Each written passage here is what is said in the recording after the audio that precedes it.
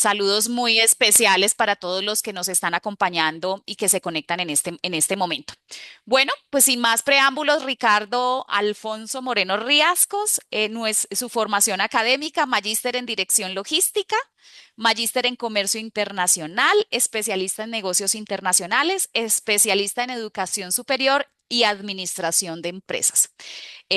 Tiene una amplia carrera profesional, hoy como CEO de la empresa Compras Inteligentes. Entonces, pues Ricardo, te doy la palabra. Yo creo que es importante hoy declarar un objetivo para todos los clientes y todas las personas que se conectan. Y fue parte del propósito que le queremos dejar en esta última recta final de conversaciones y que enmarcan muchos cambios, muchas tendencias y vemos muchos desafíos. Entonces, ¿qué te parece, Ricardo, si empezamos primero declarando cuál es el propósito de este webinar y qué mensaje le queremos dejar a todos los que nos están viendo en este momento? Eh, qué bonita sorpresa esa pregunta. Esto no estaba en el libreto, pero excelente que me preguntes eso, Claudia. No, yo creo que, digamos, el Es propósito, como la logística, ¿no? onda, tenemos que inventar todos los días, reinventarnos todos los días e improvisar todos los días. No, yo creo que el propósito es, creería yo, en 2 horas, intentar resumir el mundo y parte de las diapositivas van a ver ahora el desafío de hablar de esto en un tiempo que podría parecer muy largo para el que está sentado, pero que es muy corto para analizar todas las variables que vimos hoy, es generar, sobre todo, sensibilidad, generar un mayor estado de conciencia frente a lo que estamos viviendo. Eh, Siempre me preocupa mucho, una gran preocupación de nosotros como marca también es entregar la mejor calidad de información que sea posible a quienes nos siguen, a nuestros clientes porque tenemos una clara visión de que la información y de la calidad de información depende nuestras decisiones y de nuestras decisiones, pues obviamente también el destino de nuestras organizaciones. Así que, pues también un poco el llamado es a que utilicemos siempre la mejor información. Estar en estos espacios, creo yo, ya es un síntoma de que les preocupa obtener información, digamos, tan veraz como sea posible. Hablar de la verdad es un tema complejo, pero por lo menos información verosímil cercana, actualizada, digamos, de fuentes reputadas que nos permitan pues generar las mejores decisiones. Entonces yo creería que es un estado elevado de conciencia frente a la situación actual del mundo eh, y la posibilidad de recibir y de seguir recibiendo la mejor información posible para que tomen las mejores decisiones en sus organizaciones. Bueno, pues entonces que sea ese su objetivo. Les cuento a todos los clientes que se están conectando en este momento que tenemos allí nuestro chat activado y la idea es que al final podamos dejar un espacio de reflexión dependiendo de la cantidad de las preguntas, podamos dejar alrededor de los últimos 20 minutos para resolver las inquietudes que se van generando alrededor de este webinar. Me parece muy importante lo que dices, Ricardo, sobre todo porque tenemos aquí empresas de corte también multilatino y que tienen pues presencia no solo en Colombia, sino también en países de Latam. Entonces, pues bienvenido y ahí te dejo, te cedo todo el control de la presentación. Muchas gracias Claudia. Dos comentarios frente a eso que acabas de decir. Saludos para quienes nos acompañan también, eh, pues digamos de parte de Transborder y de Aurora, estas dos grandes marcas que nos han invitado y que gustosamente hemos, pues digamos, aceptado por cada segunda vez esta invitación, cosa que me halaga mucho. Y nos acompañan también de países de América Latina. Recuérdame, creo que Panamá está con nosotros, Claudia, me parece, ¿cierto? México también, Perú está con nosotros. Sí, está Que conectado. México, Panamá, México, tenemos Panamá clientes de Chile. y Chile también, ¿no? Perfecto, o sea, tenemos a básicamente Latinoamérica aquí grandes representantes reunidos. Y lo segundo es que a menos que se trate de que hay un montón de homónimos, veo a gente de tu competencia acá en la sala. Qué bueno, cosa que me alegra porque creo que eso es parte también del ejercicio, ¿no? Abrir estos espacios y qué bueno que también podamos hacer esa competencia, ¿no? Que también esto nos sirva a todos, a todo el ecosistema. Así que bienvenidos también a los que estoy viendo acá. Fantástico, muy bien. Bueno, vamos a arrancar entonces. Tenemos una presentación que es exigente desde el punto de vista del material, es ambiciosa. Hemos querido preparar esto, digamos, de la manera más integral y más abarcadora que nos es posible. Como les digo, entregarles la mejor calidad de información para que puedan tomar buenas decisiones y pues eso requiere que nos empleemos un poquito a fondo. Les voy a agradecer de antemano la paciencia que van a tener en este tiempo ahí sentados, pues conectados con nosotros, ojalá siempre muy presentes. Y bueno, el tema de las preguntas, Claudia, creería, si tienen alguna pregunta, la pueden ir dejando en cajita de preguntas, ¿cierto? Esa es un poco la metodología y al final tal vez dejaremos unos minuticos para que podamos estar conectados respondiendo preguntas si está en nuestra competencia, pues en nuestro alcance poder responderles a sus inquietudes. Sin más preámbulo, entonces vamos a arrancar. Bueno, lo primero decirles es que esto es un producto que nosotros hemos llamado en nuestra marca Logispedia Nuevas Rutas, Nuevos Retos y es básicamente el resultado o el acumulado de ejercicios de revisión, eh, digamos, sobre geoeconomía, sobre geopolítica, sobre geografía del transporte como tal, logística internacional, supply chain management, todo lo que involucra trabajar en cadenas globales de suministro y en cadenas globales de valor.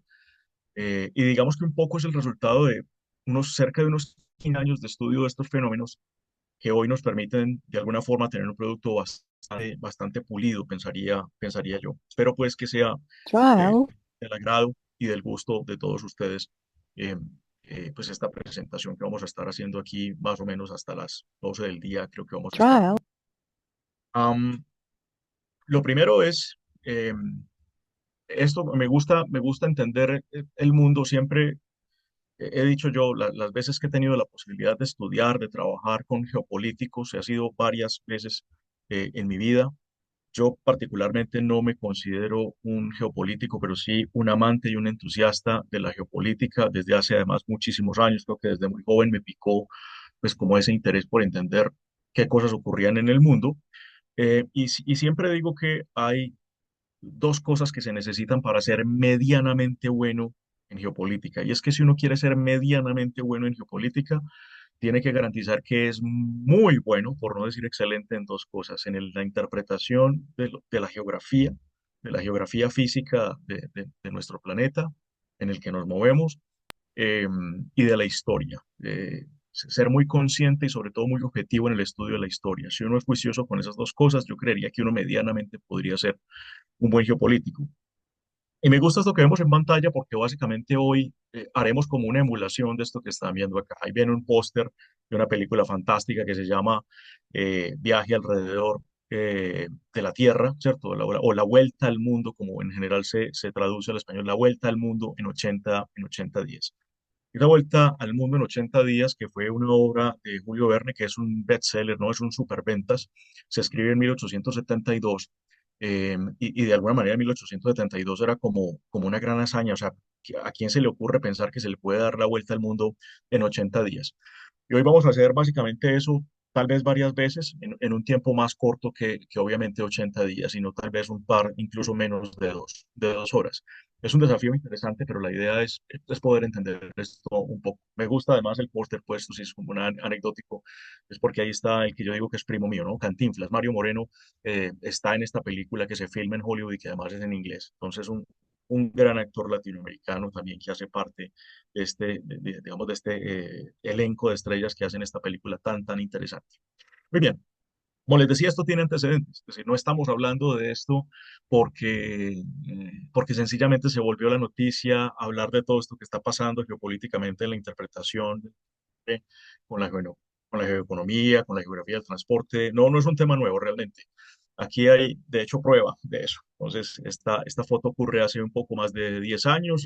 Yo estaba representando a la primera firma que tuvimos de consultoría, que es Action Logística Consultores, que era una firma digamos, se encargaba de hacer eh, pues mucha consultoría a nivel de cadena de suministro como tal, mucho supply chain. Y nos invitaron a Cúcuta, a la Universidad Francisco de Paula Santander, que allá se trataban temas como de frontera y temas de internacionalización. Y alguien se enteró pues que yo hablaba de estos temas de geoeconomía, el transporte, y me dijo, ¿por qué no viene a contar? Y se llamaba en ese tiempo así, ¿no? Hace 10 años se llamaba Nuevos Escenarios en el Transporte Internacional de Mercancías. Y eso que fue hace 10 años realmente también era acumulado. Yo ya llevaba unos 4 o 5 años trabajando en esto. Y si ustedes ven ese mapa, es un mapa un poco raro el que estoy mostrando, porque porque es un mapa que muestra un mundo que no conocemos, ¿no? Y un poco la teoría era muy loco. Yo agradezco mucho la atención que me estaban prestando tanto los señores que estaban ahí en la mesa directiva, pues como la gente que estaba en el público. Pero yo recuerdo que eso causó un poco de escozor porque básicamente a la final la gente como que me decía, oiga, muy interesante todo lo que usted contó, pero usted está un poquito loco tal vez, es decir, usted está mostrando un mundo que es un mundo incluso casi que conspiranoico, y pues básicamente eso es digamos, un tema de adivinación.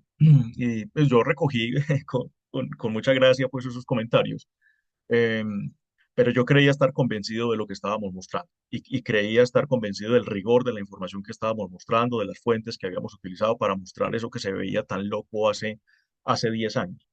El tiempo no ha hecho sino decirnos que no estábamos tan locos como tal vez mucha gente creía y que muchas cosas de estas se vienen efectivamente configurando. Como les decía, básicamente es la interpretación de la historia, entender los hechos históricos y cómo los hechos históricos marcan muchas veces lo que viene hacia el futuro, por no decir todas las veces, y un entendimiento claro de la geografía universal. Eso es fundamental para digamos, de alguna manera poder decir en algún momento qué podría pasar eventualmente con los flujos de comercio en el mundo, con los sistemas globales de transporte en el mundo.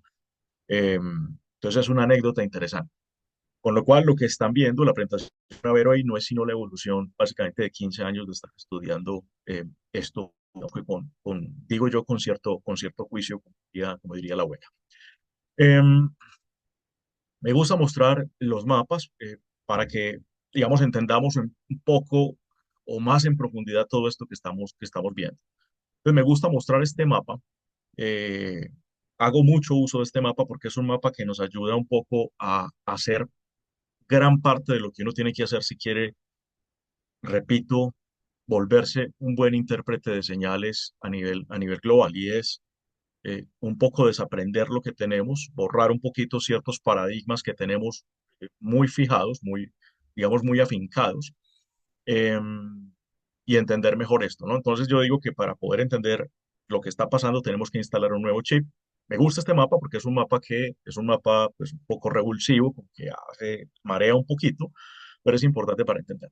Lo digo en el sentido de que pues el mismo nombre, ¿cierto? Gema, que es quien ellos construyen este mapa, es un mapa particular del mundo, una visión particular del mundo, en la que uno pensaría que es un mundo al revés. Pero uno diría, si el mundo está al revés, entonces, ¿por qué somos capaces de leer los países, los nombres de los países en el mapa? Entonces, ¿qué es lo que está al revés? Simplemente una visión, un punto de vista del observador y una forma de entender cómo se construye la geografía en el mundo. Primero, la geografía física, la que escribimos, la que dibujamos, la que se pinta, que se vuelve cartografía. Eso, quién lo pinta y por qué lo pinta y cómo lo pinta, o tal vez la pregunta que yo creo que es más profunda y es con qué interés se pintan los mapas de la manera en que se pintan.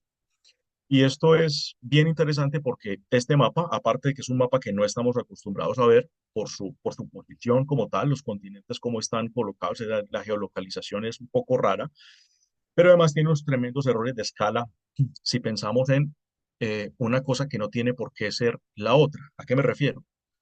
Un gran maestro que yo tuve en algún momento, que yo creo que entendió bien mi obsesión con los mapas, me decía, tenés que dejar un poco esa obsesión con los mapas que tenés, porque tenés que entender además que el mapa no es el territorio, el mapa es una interpretación del territorio, pero no es el territorio es el territorio y el mapa es una idea del territorio. Yo creo que eso me permitió vivir un poco más tranquilo. Y esto lo que confirma es que los mapas son una interpretación del territorio. El tema es cuando pensamos que el mapa verdaderamente es el territorio y tomamos decisiones con el mapa y no pensando verdaderamente en el territorio. Lo digo ¿por qué? Porque este mapa es un mapa que muestra cosas que parecieran ser verdad, pero no es tan verdad, es decir, son verdades a medias. ¿A qué me refiero? Me refiero a que en este mapa el país más grande, si pensamos en geografía política, que es esta que ven acá, que es decir, las fronteras de los países, en un mapa físico, este mapa muestra a la Federación Rusa como el país más grande que tenemos, digamos, en el sistema de países que ustedes ven acá. Y efectivamente lo es. Es un país que tiene cerca de 17,2 millones de kilómetros cuadrados, sería como unas 15 veces Colombia más o menos en extensión. Y obviamente eso lo hace el país más grande del mundo. Incluso fue mucho más grande que eso que están viendo acá hasta el año 1991, más o menos, cuando definitivamente se desactiva todo eso que conocíamos como la Unión de Repúblicas Socialistas Soviéticas. Sin embargo, este mapa tiene vamos a llamarlo un problema, y es que ustedes pueden ver por allá, digamos, en el lado derecho, arriba, ustedes pueden ver un continente, África, es el continente más dividido físicamente, es decir, que tiene más división política, em, tiene más países dentro de un mismo, dentro de un territorio contiguo, y pareciera incluso ser probablemente más pequeño que Rusia en extensión. Y eso no es cierto. Digamos que África es un país que tiene cerca de 31 millones de kilómetros cuadrados, lo que uno podría decir que es casi dos veces el tamaño de Rusia.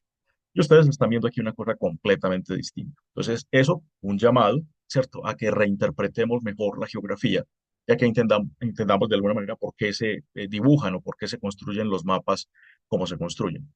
La mejor definición de mapas, digamos, la mejor definición técnica de mapas que yo he visto es la definición que habla de proyecciones, ¿no? Hay unas proyecciones muy famosas, la proyección de Mercator, por ejemplo, es la más famosa generalmente en el mundo moderno, y miren el nombre, proyecciones, ¿no? O sea, estamos proyectando algo. Entonces es muy importante entender eso porque vamos a ver algunos mapitas acá que probablemente no se parecen a los mapas que nosotros usualmente vemos.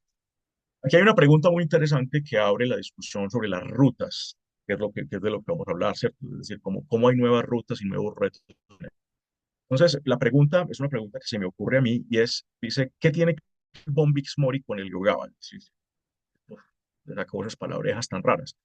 Y le pedí a un agente de inteligencia artificial que me ayudara como a plasmar esa idea que yo tenía. Y la idea que yo tenía era juntar dos momentos del tiempo distintos, pero que eran causas raíz de una cosa importante, que ya vamos a saber cómo se llama, pero que ahí está más o menos, digamos, planteado, ¿no? Incluso está explícito, pues, en la imagen de lo que vamos a hablar. Resulta que Heliogábalo fue un emperador de Roma entre el año 218 y el año 222. Solo 4 años duró digamos, ese gobierno, por decirlo de alguna forma. Heliogábalo muy joven, de 18 a 22 años, o sea, básicamente era un niño, y lo mataron aún más, ¿no? Entonces fue básicamente como que él trabajó también de alguna forma para que lo mataran. Era usual, pues, en aquel tiempo que cosas como esa pasaran, que complotaran de alguna manera contra el emperador. Pero Heliogábalo pasó a la historia por una cosa que parece muy banal, digamos que para la historia general de Roma como imperio, pero que es supremamente importante para el comercio mundial. Y es que Heliogábalo tiene, o por lo menos el primer registro de una persona de Occidente que se vistió totalmente de seda fue Heliogábalo. Y estamos hablando de cerca de 2000 años atrás. Am, Eso implica que eh, Heliogábalo deseaba algo, tenía una necesidad que no podía ser fácilmente cumplida, incluso siendo el emperador romano, probablemente la persona más poderosa de todo Occidente en ese tiempo. ¿Y por qué lo digo? Pues porque la materia prima para poder hacer las túnicas púrpuras, que era el color de los emperadores, pues no era una materia prima disponible digamos, en Roma. Había que traerla de otra parte. Y esa otra parte, pues básicamente era lo que hoy podríamos pensar en un país, de una nación hoy, que es China. Pues, digamos, allí estaba la materia prima. Una gran emperatriz china se dio cuenta que había una materia prima muy interesante, que había un gusanito que eh, mordía la hoja de las moreras, y ese subproducto, digamos que la eliminación de eso, un trabajito que hacía el gusanito con su saliva y parte de sus desechos, pues era eso tan hermoso que se llama la seda. Y esa seda además encontraron la forma de tejerla. Lo que hay que entender es cómo se juntan los dos mundos, ¿no? Pensar en lo complejo que era traer cosas hace tanto tiempo, hace 2 siglos y más, y cómo esos dos mundos se empezaron a conectar por un tema sencillamente de necesidades. Roma deseaba la seda, o por lo menos la nobleza, porque una persona normal no podría pagar la seda, y eso hacía parte precisamente de la nobleza. La nobleza se vestía de seda porque era básicamente la única forma posible en ese tiempo, digamos, de diferenciarse de la demás gente. Y había cómo pagar. Una persona, un empleado, se decía incluso, hay registros, por ejemplo, como los que escribe William Bernstein, que dice que una persona de aquel tiempo, un empleado del emperador, una persona que trabajaba como empleado para el emperador, necesitaría por ahí unos 5 años de trabajo para pagar más o menos una túnica medianamente parecida a la del emperador. Eso pues habla de lo costoso que era esto. Pero además nos empieza a disparar temas tan interesantes y tan importantes en el control de las cadenas de suministro hoy como los lead times. Pues cuando pensamos en esto, tenemos que pensar en lead times que eran los lead times normales de aquel tiempo de conectar, digamos, lo que era China con el reino de Occidente, en este caso con el Imperio Romano de Occidente, eh, pues era 16 a 18 meses. Estamos hablando de más o menos un año y medio. Un año y medio para que un cargamento de seda llegara desde lo que hoy sería China hasta lo que sería básicamente hoy Italia. 18 meses, ¿no? Y lo que hay que decir es que eso cuando llegaba. O sea, hay que contar con que efectivamente sí llegaba lo que se iba a mover. Entonces, los que aquí se empiezan a construir fuertes rutas complejas, rutas difíciles, pero había una necesidad. Y digamos que si uno extrapola eso al mundo de hoy, pues básicamente eso no ha cambiado. Lo que han cambiado tal vez son los medios de transporte, las velocidades, los combustibles. Obviamente hay más países, hay un mundo conocido que en ese tiempo no era un conocido, pero en esencia es lo mismo, alguien tiene una necesidad y, y yo que puedo suplir esa necesidad también, esa otra persona, algo que a mí me sirve, en este caso, este intercambio particular entre Roma y digamos una dinastía muy particular, eh, pues era básicamente seda por oro y en algunos casos seda por plata, pues me refiero al metal, ¿no? Eh, Eso disparó esto que ven acá, que también le pedí a una gente que me ayudara más o menos a plantear mi idea de lo que quería mostrarles. Y es como esa dinastía Chen, pues se va a juntar de alguna forma, incluso hasta con el imperio bizantino, ¿no? Y los tres caminos de la ruta antigua. Cuando uno habla de la ruta de la seda, a mí me gusta hablar de ruta de la seda pensando en esto, en la ruta antigua. Escucho a mucha gente hablar de la ruta de la seda ahora. Creo que es un concepto que no es correcto, no es preciso, porque la ruta de la seda, digamos, fue muy particular, fue para eso, así como una ruta de las especies, también una ruta de la seda. Y la ruta de la seda era para eso, era para comerciar seda con Occidente. Hay tres rutas eh, que digamos que más o menos la inteligencia artificial interpretó, ¿cierto? También tiene que ver obviamente mucho con el prompting que yo le hice, pero creo que lo hizo medianamente bien con lo que le pedí, ¿no? Y es que me ayudara a dibujar las tres rutas, los tres caminos de la ruta antigua, una ruta norte, una ruta sur y una ruta marítima que probablemente no esté completa para aquel tiempo como se ve acá, pero nos da una idea de cómo era. O sea, había tres formas. Lo que quiero digamos, transmitirles es que hace 2000 años ya había tres rutas perfectamente identificadas que conectaban a Oriente lejano con el Occidente próximo. Y estamos hablando de hace más de 2000 años. Eso ha tenido serias transformaciones. Eh, Hay rutas de estas que ya se han desactivado, pero hay cosas muy, muy, muy hermosas pues, que todavía uno puede ver hoy, ¿cierto? Por ejemplo, en una ciudad como Samarcanda, por ejemplo, que es una ciudad que todavía vive, tiene más de 2500 años de historia y donde pasaban lo que llamaban en ese tiempo los famosos caravansaris, ¿no? Que era toda esta gente que iba llevando mercancías de un lado a otro. Vamos a dar un salto un poco hacia adelante. Les voy a pedir que miren este mapa con atención arriba, el año. Se van a dar cuenta cómo los años van cambiando arriba, cómo vamos migrando de un año a otro. Y es muy importante entender cómo eso que son países, particularmente países europeos, se empiezan a colorear más y llega un momento en donde hay un momento de máxima expansión y después vuelve a haber un periodo de retracción, ¿no? Estos países que inicialmente pequeños, por ahí en 1492, cuando se empiezan a hacer, digamos, de alguna forma masiva los viajes europeos para conquista de otros territorios, pues empieza a volver muy grande ese mapa, pero después, obviamente, cuando aquellos países a mediados que vamos entrando en el siglo XIX y siglo XX, aquellos países que fueron de alguna forma conquistados o colonizados, pues empiezan a reclamar sus independencias hasta que volvemos a un mundo que se parece otra vez como a 1492. ¿Por qué mostrar eso? Creo que es importante mostrarlo, y particularmente la- el primer país que ven ahí, que es United Kingdom, ¿cierto? Es el Reino Unido. Es bien, bien interesante entenderle ese fenómeno, y es el fenómeno que no, vamos a ver, ya, pues vamos a hacer de alguna manera como un zoom in a este, digamos, a este mapa, para pensar en eso, para pensar en el territorio, en eso que llamamos el territorio británico, ¿no? Y el territorio británico, básicamente, lo que van a ver es esto que hay aquí. Básicamente, todo lo que ven en color, creo yo que es como un rosado, algo como eso. Todo lo que vean aquí en ese color rosado son territorios del Imperio Británico. ¿Por qué es muy importante mostrar esto? Porque básicamente cuando uno piensa en el Imperio Británico, como sé que probablemente no todos son tan amantes de los mapas como soy yo, hay que entender que eso en el caso mío es casi una obsesión. Pues básicamente vamos a resaltar eso. Digamos que esto que estoy resaltando acá, esto del Imperio, son un conjuntico de islas, dos de ellas pues digamos muy grandes, no son dos, son más que dos, pero esas son digamos como las más representativas. Y ese lugar en el mundo se aseguró de tener todo lo rosado que ven en estas otras partes. Alguien empieza a llamar, sobre todo en la época victoriana y georgiana, de estos reyes, ¿no? De Jorge y de la reina Victoria, ya se llamara el Imperio Británico el imperio donde nunca se pone el sol, es decir, el imperio donde nunca es de noche, pues para los efectos prácticos.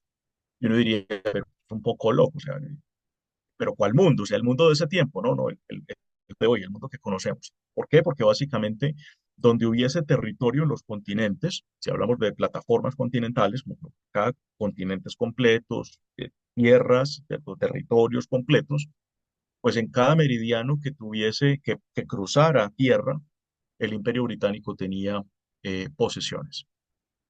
Y la pregunta que es interesante y es, ¿cómo se logra eso? ¿Cómo esa isla por allá tan arriba, poco tan alejada, logran eso? Logran tener territorios en todas partes. Y lo que hay que decir es que incluso muchos de estos países solo obtienen su independencia de la corona británica, incluso bien entrado el siglo XX, digamos, 1970, por ejemplo. En la década de los 70 todavía había países que estaban luchando por su independencia. India, que es el país más poblado del mundo hoy, solo obtiene su independencia de la corona británica en 1947. Eso parece una locura pensarlo hoy, es decir, ni siquiera tiene un siglo de estar así. Y hoy es el país más poblado del mundo. Eso era el Imperio Británico. Ahora, lo importante de entender es por qué. Y lo importante de ese entendimiento es a ellos quién les enseñó. ¿Quién les enseñó al Imperio Británico? ¿Quién les dijo algo? ¿Quién les dijo cómo se hacía esto? Y es el entendimiento de dónde vino la gente que pobló ese Reino Unido, el Imperio Británico. Y es, la historia lo rastrea hasta Venecia. Cuando ya uno va a Venecia, ya uno entiende que, claro, genoveses y venecianos fueron dueños de corredores de comercio por mucho tiempo. Esto que en historia suele llamarse la nobleza negra veneciana, que peleó además con el Papa en algún momento en particular, tuvieron de alguna forma que exiliarse, y el territorio que encontraron para exiliarse sin que nadie los persiguiera precisamente fue ese Imperio Británico. Entonces realmente es una gente que ya sabía mucho de esto, que se va a hacer, digamos, suerte y a hacer vida en otras partes, pero que entiende muy claramente el ejercicio de hacerse el mar. Hacerse al mar, el que tenga el dominio de las rutas marítimas dominará fácilmente el mundo, porque esto se trata de dominio territorial. Y esto no ha cambiado en milenios, en milenios. Y eso es un poco lo que tenemos que entender para poder, digamos, entender las claves de lo que viene pasando en este mundo moderno, en el mundo de hoy, por qué vemos lo que vemos, por qué los movimientos que nosotros podemos ver. Am, Pensar entonces que si ya nos estuvimos viniendo desde tiempos muy atrás, 2500, 2300 años, nos vinimos hasta el Imperio Británico, ¿cierto? Digamos que hubo una hegemonía muy grande hasta principios del siglo XX, y pensemos un poco en el mundo de hoy, ¿cierto? El mundo de hoy, que ya es un mundo que tiene, de alguna forma, digamos, tiene más matices, es un mundo que hemos complejizado, es un mundo que hemos conectado más, que hemos conectado mejor, al que se le ha, digamos, le hemos puesto mucha velocidad, y eso hace que esto se vuelva un poquito más complejo. No necesariamente han cambiado los hechos y las variables. tal vez algunos protagonistas, pero sí, digamos que la forma en que hemos construido nuestras cadenas globales, en eso sí hay un poco de diferencia, es un poco distinto en eso. Y la velocidad, definitivamente aquí, cuando yo hablo de velocidad, hablo, por ejemplo, del efecto de Internet en el mundo, de las comunicaciones en el mundo. Eso tiene un efecto poderoso frente a cómo se arregla y cómo se organiza el mundo. Pues podríamos decir, yo rescato mucho este concepto, pues digamos que quienes me han acompañado en otros espacios saben que me gusta hablar de este concepto, que es el concepto del VUCA. Es un concepto que, digamos, podría ser muy, probablemente ya está muy abusado, pero creo que no podemos perder de vista que hay que seguirlo usando, hay que seguirle dando un buen uso y son las claves para entender el mundo hoy. El concepto de VUCA, que es volatilidad, incertidumbre, complejidad y ambigüedad para entender los entornos. Pues lo que hay que entender es que esto viene de los militares de Estados Unidos, un coronel que se llama Stephen Gerrard del US Army College, que es el que de alguna forma acuña este término para entender lo difícil que es moverse en el mundo de hoy, lo difícil que es navegar en un mundo turbulento, y esto nos permite precisamente pues esos entendimientos. Si uno, si uno se mantiene en la idea de que vivimos en un mundo buca, es probable que uno entienda de mejor manera todo lo que pasa y por qué a veces hay señales como erráticas, a veces hay señales que uno puede calificar como equívocas, muy raras, complejas, difíciles de entender. Pero si uno entiende la dinámica del mundo, creo que uno más o menos logra entender navegar. Probablemente no logra revertir los efectos, probablemente los riesgos se van a seguir materializando, pero eso sí le genera una mejor comprensión del fenómeno. Vamos a ir cambiando de páginas. Entonces hablamos un poco, ya hablamos de geografía física, ya hablamos de historia, ya hablamos de entendimiento del mundo moderno y vamos a pasarnos un momentico a la geoeconomía, ¿no? Pues la geoeconomía es interesante porque yo tengo, digamos, no voy a decir que teoría, porque no puedo probarla científicamente, pero sí creo que por lo menos es una idea con algunos argumentos, pues digamos con algún rigor desde el punto de vista de lo teórico, y es que mm, yo siento y creo firmemente que en el mundo de hoy es la geoeconomía la que utiliza a la geopolítica como un instrumento, lo cual quiere decir que son las grandes corporaciones las que de alguna manera ponen la agenda en el mundo. Eh, no creo que solo sea en este momento del tiempo, ¿cierto? Cuando ahorita pensábamos en Inglaterra, y uno ve cosas, por ejemplo, como la compañía inglesa de Indias Orientales, que también hubo una holandesa, pues uno dice, claro, era una gran compañía y básicamente era la compañía que era la dueña del mundo. Eso después se tuvo que transformar en armadas, ¿cierto? En el Royal Navy, por ejemplo, pues claro, para defender todo ese comercio que ya habían construido mercantilmente, comercialmente, y eran corporaciones, muchos de ellos venidos precisamente de Venecia, como decíamos ahora, digamos de ese Mediterráneo que era muy fuerte en comercio global. Y vemos cosas como esta que están pasando acá. Yo muestro esta foto, que es la foto como, digamos, el cambio, ¿cierto? Digamos, como el antes y el después más reciente que hemos tenido. Pero si uno quiere entender el fenómeno, tiene que ver esta foto, tiene que ver este mismo cambio hasta 1995, más o menos. O sea, tiene que ir atrás cada año para entender qué estuvo pasando más o menos hasta 1995. Eh, digamos, yo tengo ese cuadro, pero es tan grande y es tan pesado que no cabría acá. Es decir, no lo podríamos ver, es muy difícil de verlo. Básicamente, ¿por qué? Porque pues en este tamaño es muy complejo meter todos los cuadritos que se necesita meter para poderlo ver solo en una diapositiva. Lo que puedo decirles es que estas empresas que están ustedes viendo, estas multinacionales, transnacionales que están viendo en pantalla para febrero de 2025, pues eran, las 10 que están viendo acá, eran 35 en 1995. Eh, y bueno, algo pasó. En estos 30 años algo estuvo pasando. Uno podría decir que fue que muchas desaparecieron. No son tantas las que desaparecieron como las que sí se fusionaron, digo, mergers and acquisitions, ¿cierto? Fusiones y adquisiciones. Eh, pues hubo absorciones de marcas, cosas como esas, y hoy son 10. En aquel tiempo, estas que hoy son 10 eran 35 hace 30 años, o sea, eran muchas más empresas, con lo cual uno podría decir que había un ambiente de competencia más amplio, no esto que estamos viendo hoy, pero no es solo eso, sino que además no representaban tanto el market share, que entender que esto es mercado de containerización particularmente. Eh, y obviamente, pues no era el porcentaje que tenemos hoy, ¿no? Estas empresas hoy son 10 empresas, hay, digamos que, tres alianzas. Uno podría pensar que Mediterranean Shipping Company, MSC, que es la más grande del mundo hoy en carga containerizada en el mundo, pues está sola. Yo no creo, a mí no me cuadra la idea de que esté sola. Que no esté directamente con otras navieras es otro tema, pero tiene alianzas tiene acuerdos de colaboración de capacidad con otras navieras, particularmente con Premier Alliance, que lo ven acá.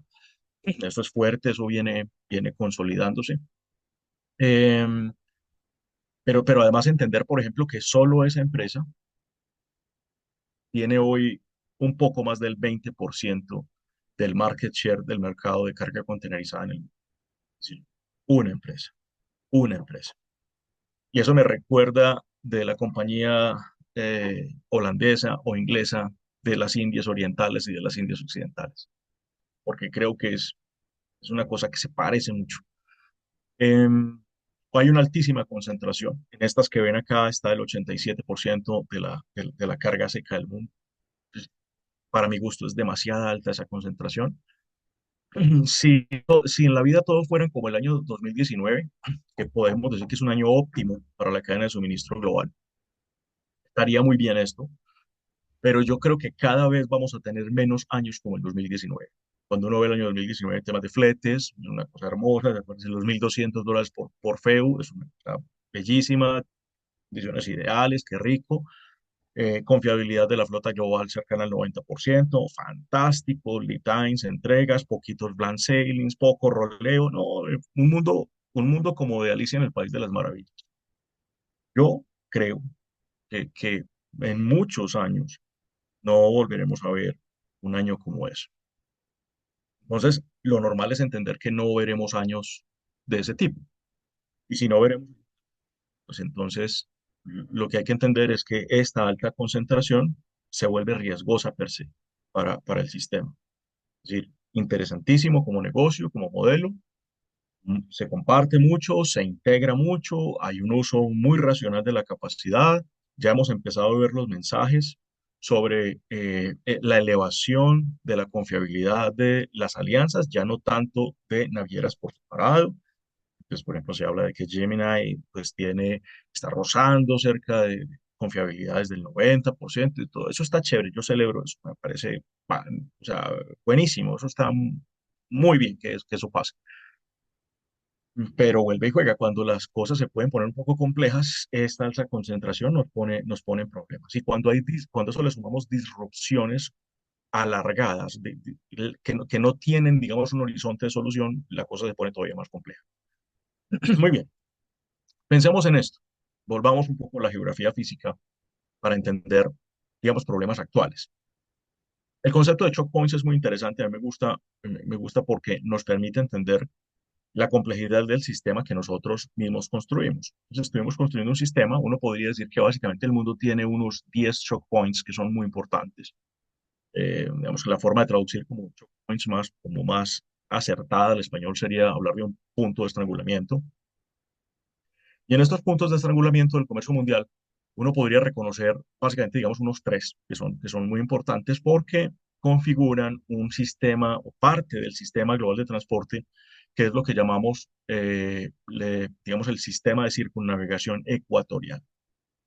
¿Eso qué es en palabras sencillas? En palabras sencillas es un corredor muy importante de transporte que garantiza que hoy podemos navegar el mundo y darle una vuelta completa a la Tierra, digamos, en zonas cercanas a la línea del Ecuador. Y eso es muy importante, porque es básicamente como pensar en que hay un cinturón que le puede dar la vuelta al mundo y que conecta todos los puntos importantes del mundo a través del Ecuador. Eso es fundamental para la estabilidad del mundo que tenemos hoy. Y cuando eso no funciona tan bien como quisiéramos, pues tenemos serios problemas. Es decir, hay muchas problemáticas asociadas a no poder disponer como se quiere de esto, ¿no? Si uno piensa en que cada vez hay flota más grande, si uno piensa no solo grande, sino más grande digamos, en buques como tal, en número de buques, o sea, crecemos la flota en número de embarcaciones y la crecemos en capacidad, pues cada vez lo que vamos a necesitar es que precisamente el flujo por estos choke points no se interrumpa. Está pasando absolutamente lo contrario. Entonces, claro, hay una situación de alerta que a veces siento que no la entendemos en su justa dimensión y eso, pues, bueno, no voy a decir que me preocupo, pues ya creo que ya estoy llegando a tiempos en que intento no preocuparme, pero sí por lo menos me inquieta, es decir, qué es lo que viene, ¿no? Y me preocupa, digamos, digamos, la preocupación radica en qué le va a pasar a las empresas, ¿no? De aquí para adelante, a las que vienen, las que están surgiendo y que necesitan conectarse con el mundo de manera muy eficiente. Esas van a tener serios problemas. Decir que en ese sistema tenemos, es muy complejo además, y si pensamos en el buca de lo volátil, de lo incierto, de lo complejo y lo ambiguo, es muy buca en el sentido de que ese sistema que describí ahora, el sistema de circunnavegación ecuatorial, tiene tres puntos muy importantes que son Malaca, por aquí está Malaca, aquí lo voy a marcar, aquí está Canal de Suez y aquí está Canal de Panamá. Vamos que ese es el caminito, como les digo, que permite que uno pueda más o menos navegar el mundo sobre la línea del Ecuador y darle una vuelta completa al mundo. Ese es el que lo garantiza. Dos de esos puntos son canales húmedos, interoceánicos. Bueno, en el caso de interoceánicos, digamos, es más adaptado a Panamá, digamos que es intermares eh, en el caso de Suez, que conecta el Mar Rojo con el Mar Mediterráneo. Y tenemos uno que es estrecho. Entonces, vuelve y juega. Es un escenario muy complejo, es muy volátil y de esto depende, digamos, gran parte del comercio importante que tenemos en el mundo hoy. O sea que quiero decir es que hay un campanazo de alerta acá de, hey, ojo, hay que estar muy pendientes, muy pendientes. Quiero comentarles que si pensamos en un día como hoy, el día que es hoy, si pensamos en finales de septiembre de 2025, uno puede entender que estos tres choke points están afectados simultáneamente hoy, tienen afectaciones, los tres simultáneamente, probablemente por causas y por razones distintas. A eso en geopolítica le hemos llamado escenarios de policrisis y cuando esto se empieza a alargar, como en el caso del Mar Rojo, le llamamos policrisis, pero también le llamamos permacrisis, es decir, una crisis que no vemos fácilmente en el escenario una solución. Bien, quiero avanzar porque, pues básicamente que nos puede mostrar esto es que mm, cuando hay choke points, también tengo situaciones de entorno en los choke points. Y eso es muy importante que lo entendamos. ¿Cuáles son esas situaciones de entorno en choke points? Que los choke points, algunos de ellos generan actividades que no son deseables en el comercio mundial, como por ejemplo la piratería. Lo que están viendo, esas pepitas, esas bolitas negras que ven ahí, es actividad de piratería en el mundo, ¿no? Y ustedes ven, en este caso en particular, hemos resaltado particularmente un choke point más que cualquier otro, en el sentido de todo lo que puede llegar a generar como actividad no deseada. Y es el estrecho de Hormuz. Por allí sale cerca del 30% del petróleo del mundo hoy y cerca de un 25% del gas, más o menos. Es decir, si pudiéramos pensar, esto es al barrio ¿sí? Como el camión del gas, literal. ¿Cierto? O la bomba de gasolina del barrio, literal. Si se nos cierra, pues nos toca ir a buscarlo quién sabe a dónde. Si no puede haber tanto gas, entonces pues no vamos a cocinar, pero si pensamos en que un gran demandante de ese gas es precisamente Europa, pues ya se está acercando el verano este año, entonces no vamos a poder calentar los hogares. O sea, es un tema bien pesado desde el punto de vista de lo que puede llegar a impactar el mundo este. Entonces, cuando uno empieza a entender esta red enmarañada de cosas que hemos ido construyendo, uno dice, hay que hablarle a la gente, hay que contarle a la gente lo que está pasando, ¿no? Particularmente este estrecho de Hormuz fue noticia hace más o menos unos 2 meses y medio, digamos por ese enfrentamiento que hubo entre Israel e Irán. El dueño de esa franja, digamos, de territorio y algo de mar en el mundo es precisamente Irán. Irán ha estado diciendo un poco, mire, si no calman a Israel, si Israel sigue atacándome de manera deliberada, y si me toca, yo incluso voy a cerrar entonces la salida del canal, porque yo lo que quiero evitar es una invasión de parte de alguna potencia hostil a nosotros, y cerramos Hormuz. Alguien dice, no, eso no es tan fácil, eso es muy pequeñito, digamos, también es un estrecho, obviamente. Y en ese estrecho, pues digamos que hay gente que dice que es muy fácil, otra gente dice que no es tan fácil, pero generar un conflicto ahí es bien complejo por todo lo que les digo. Entonces también hay situaciones aledañas en otros checkpoints que no necesariamente son los de la circunnavegación ecuatorial, pero que generan una problemática compleja. Les digo, policrisis, muchos incendios, muchas fogatas, muchas banderas rojas prendidas por todas partes. Bien.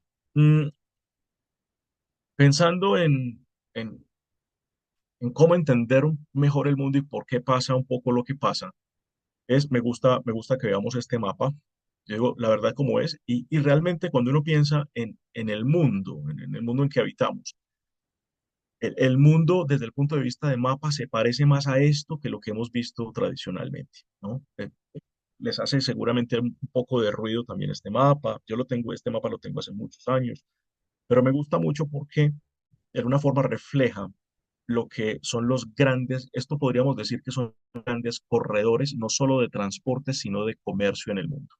¿Y por qué les digo de comercio? Por una razón muy sencilla, y es porque las líneas, aunque no lo dice allí, yo se los explico, las líneas que están allí deben su densidad, es decir, el ancho de esas líneas que ven ahí en colores, se debe a los millones de teus que alimentan esos corredores de transporte. O sea que donde vean una línea más gruesa que otra, lo que está indicando es que sencillamente hay más millones de teus moviéndose por ahí que en otras. Y todo parece indicar que hay un centro de movimiento y un centro de gravedad en el mundo en donde todas las líneas realmente son importantes, son grandes. Y uno diría que podría ser como para ponerle nombre geográfico a eso, vamos a decir, eso es el mar meridional de China. ¿Sí? Y ahí se concentra fuertemente, pues todo el inicio o el origen de esas grandes líneas. Importante contar esto porque, si se dan cuenta, este mapa que interpreta muy bien lo que son esos grandes corredores de comercio del mundo hoy, precisamente está mostrando lo que yo les comentaba ahora sobre la línea de circunnavegación o el sistema de circunnavegación ecuatorial, porque más que una línea es un sistema realmente. Y si lo ven acá, miren, aquí está Malaca, ya hablamos de él, aquí está Suez y por acá está a Panamá. Lo que voy a decir podría sonar eventualmente odioso, pero piénsenlo desde el punto de vista del mapa, de quien proyecta el mapa. Y es que si no existiera un canal de Panamá cerquita de nosotros, Suramérica no estaría dibujada en este mapa. Estamos hablando de los grandes corredores del comercio. ¿Por qué digo eso? Porque cuando Claudia me preguntó ahorita que cuál era el objetivo de esto, yo les dije que parte era generar conciencia, hacer concienciación de esto. Y parte de generar esa conciencia es entender qué somos en función del gran volumen mundo. Y bueno, este mapa más o menos nos pone en el lugar que nos toca. Desde el punto de vista de valores agregados, de volúmenes agregados, eh, no somos ese gran corredor de importancia para él. Somos importantes, pero desde el punto de vista agregado, eh, pareciera que hay cosas más importantes. Y miren que de alguna manera esto parece que replantea una forma de entender la geografía en el mundo.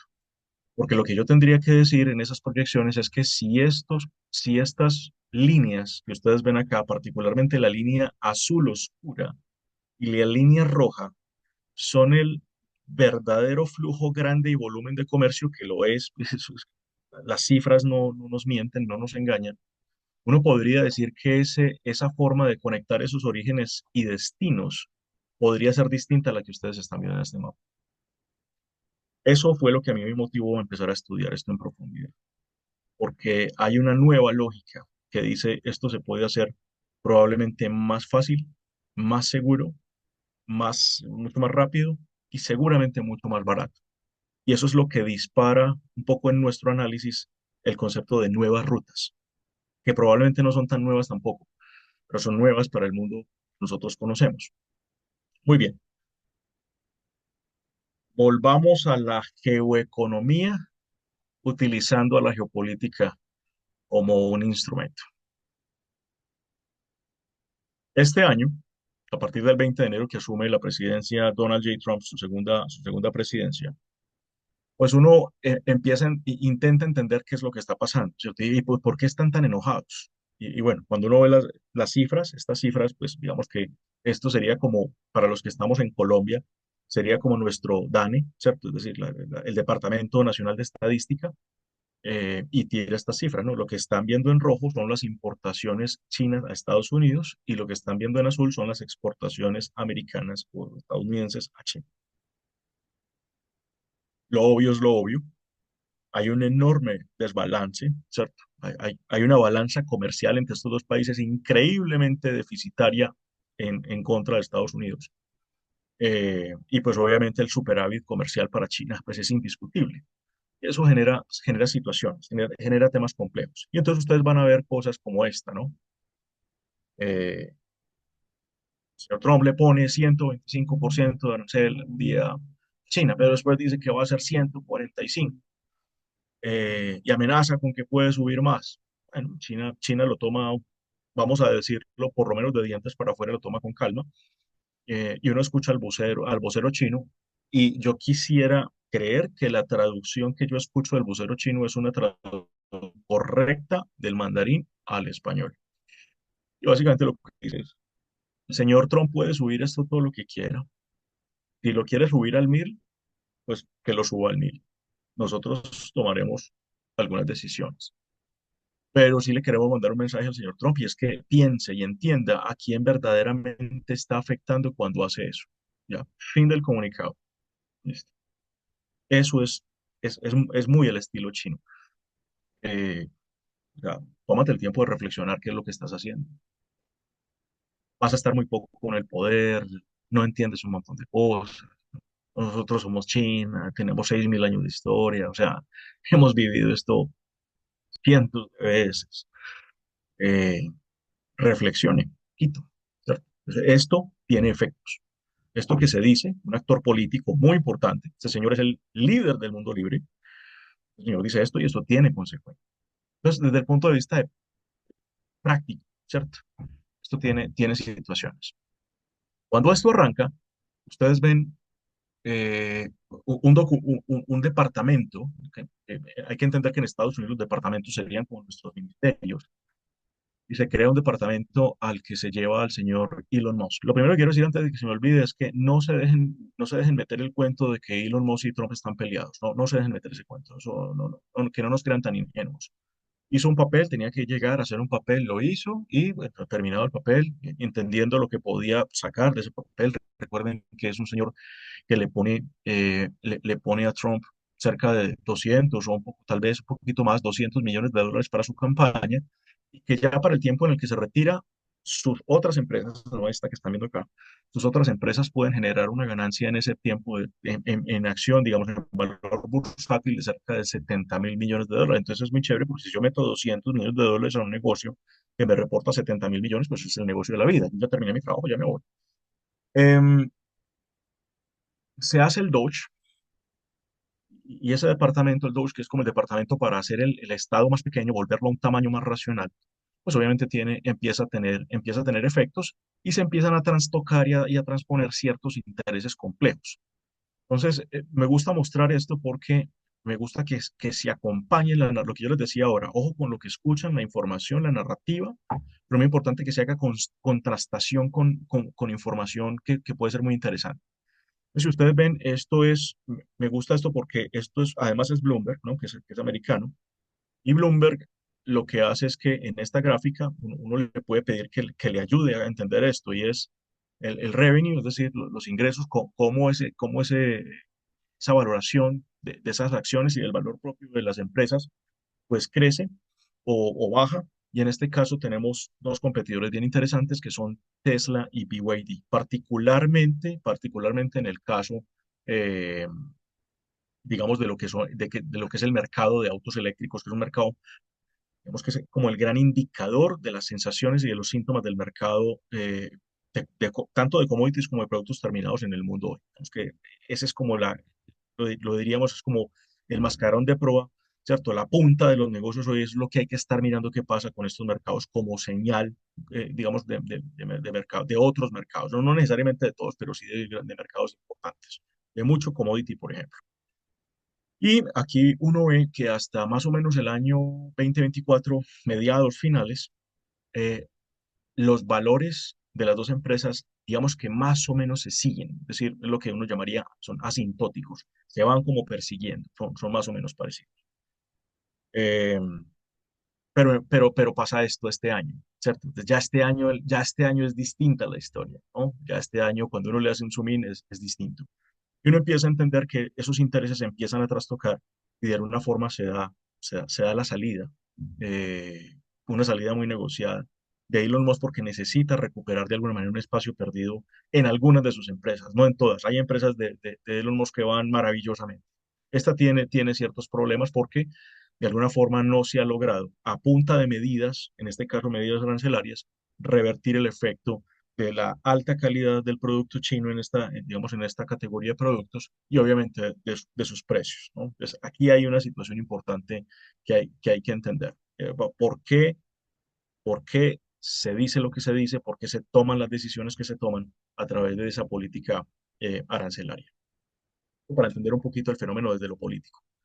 Y lo que les decía, esto empieza a tener efectos, esto va a tener efectos en la industria, ¿no? Pero vuelve y juega. Cuidado con las narrativas, cuidado con lo que nos cuentan. Entonces, ustedes pueden buscar en YouTube, no, no se los tengo que decir yo y por favor no lo crean, ¿cierto? Busquen en YouTube y busquen lo que Trump ha dicho sobre la recuperación, porque esa es la palabra que ha utilizado, la recuperación de la gran industria naval americana. Ahí hay una, digamos, ahí hay una cosa que tiene que interpretarse mejor, ¿no? Y esa interpretación es, bueno, cuál es esa industria naval americana importante? Si uno piensa en la industria naval para flota mercante, pues básicamente eso no es correcto, es decir, no corresponde a la verdad. Si estamos hablando de militar para defensa, eso es otro tema, eso es indiscutible. Pues digamos que desde principios del siglo pasado, Estados Unidos tiene una flota increíblemente poderosa, tiene la capacidad de poner básicamente 8 flotas moviéndose por todo el mundo. Eh, Muy cerquita tenemos una flota moviéndose en este momento, una flota del Atlántico para Sudamérica, y eso lo tiene, digamos, en todo el mundo. O sea, nadie discute ese poder hegemónico, digamos, de flota naval militar en el mundo. Eso es indiscutible, nadie lo va a discutir. Pero cuando hablamos de flota mercante, la historia es otra. Entonces no es que van a recuperar realmente, uno no puede recuperar lo que no ha tenido. Y creo que estas cifras nos ayudan bastante a entender. Lo que tienen acá es todo el tema de construcción, que llamamos el astillero, el shipbuilding, la construcción de buques y la dominancia global en ese negocio. Ven a China, es indiscutible lo que ocurre acá. Y ven a Corea, ¿no? También ven a Japón, muy importante. Esos son, digamos, los tres grandes protagonistas. Históricamente, digamos, China ha venido ganando, lo ha sido, pero históricamente, digamos, en estos últimos 30 años ha venido ganando muchísimo protagonismo. Japón históricamente, desde hace muchísimo tiempo, ha sido un gran jugador en el shipbuilding.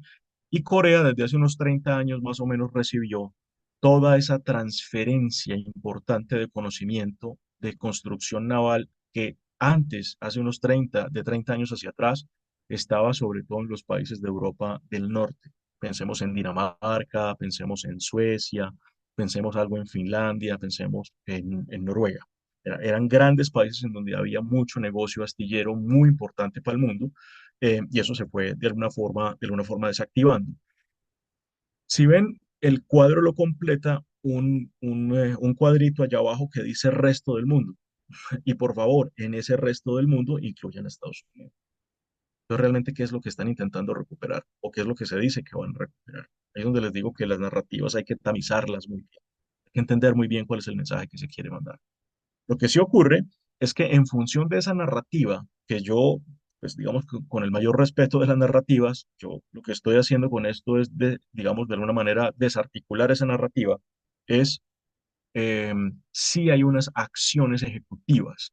Y las acciones ejecutivas es que van a empezar a imponerle sanciones a los buques que marcadamente tengan o construcción china o tengan una influencia de inversión china o partes de construcción china.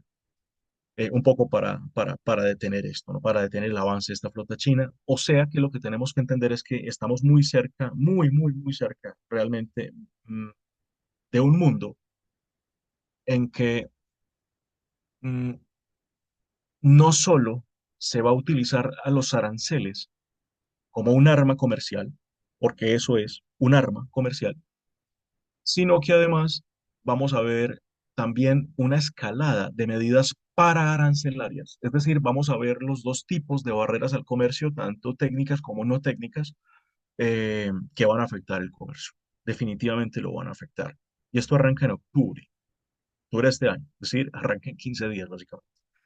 Esto va a afectar el comercio, lo va a afectar, ¿no? Y hay decisiones, perdonen que hable pues, de flotas en particular, pero las noticias están ahí. Uno ve, por ejemplo, flotas como, o en este caso particularmente navieras, digamos una empresa, una línea regular como CMA CGM, diciendo que ya está pensando en invertir y ya tiene destinado, además, no solo está pensando en invertir, no, ya destinó algún recurso para construcción de naves en Estados Unidos. La pregunta sería, ¿cuánto le va a costar a Estados Unidos en términos de tiempo y recurso siquiera alcanzar un mercado que hoy, si ustedes se dan cuenta, es más de 10 veces, porque ese 4M que hay abajo es el resto del mundo, no solo Estados Unidos, pero China solo es 33. Eh, ¿Cuándo lo van a hacer? ¿Bastaría solo un gobierno de 4 años para hacerlo? ¿O se necesitaría más?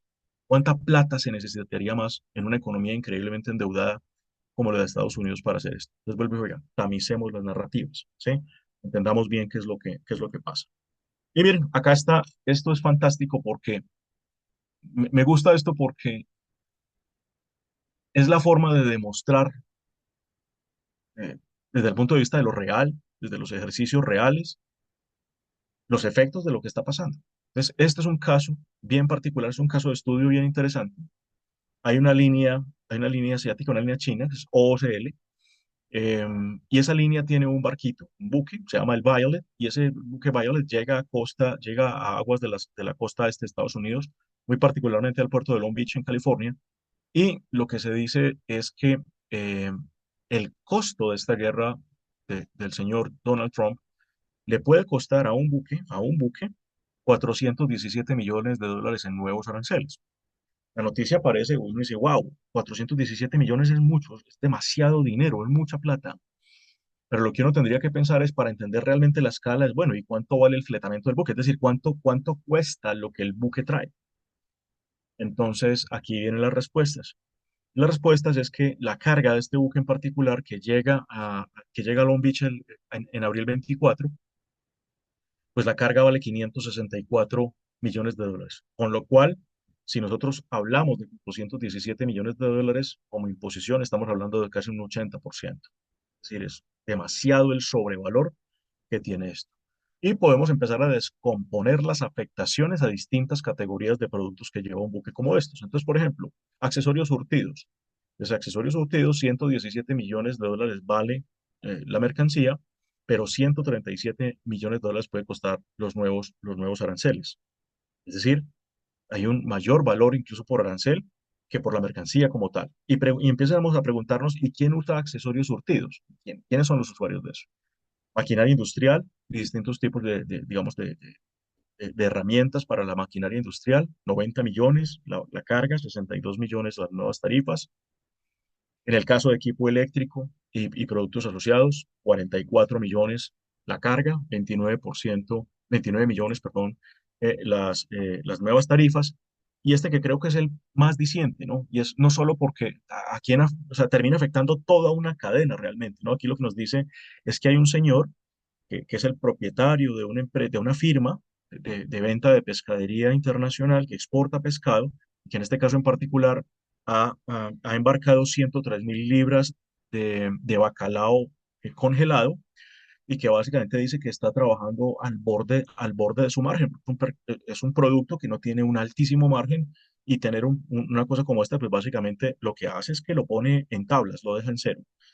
Pero también pensemos en quién usa, ¿no? Entonces, si pensamos en pescado, pescado que vale 3 millones de dólares, pero que tiene que pagar 3 millones de dólares en arancel, la pregunta es, ¿quién es el usuario de ese pescado?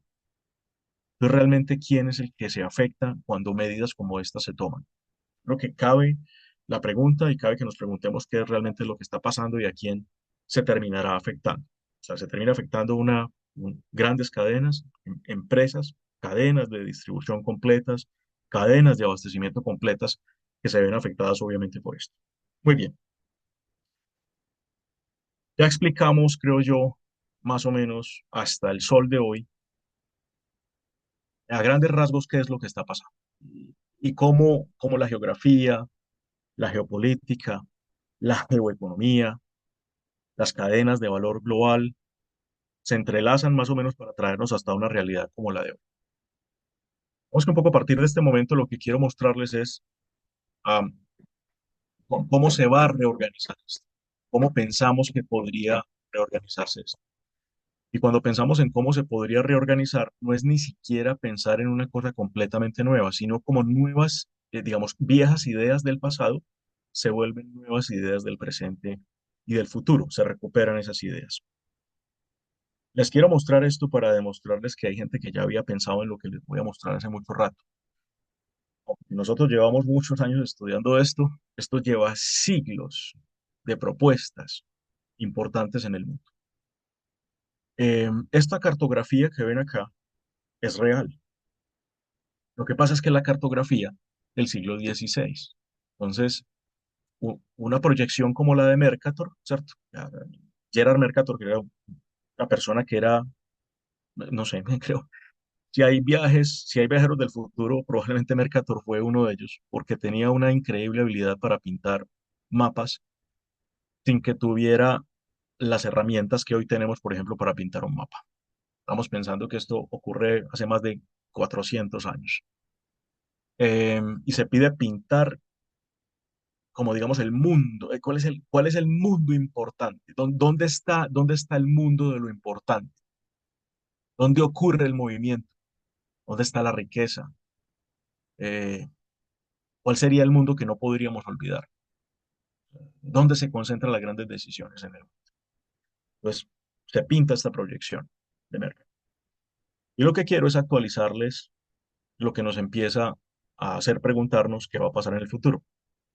Y realmente el mapa es prácticamente el mismo. O sea, esto sigue siendo importante para el mundo. Esto es como se ve realmente desde el punto de vista de grandes mercados, el mundo.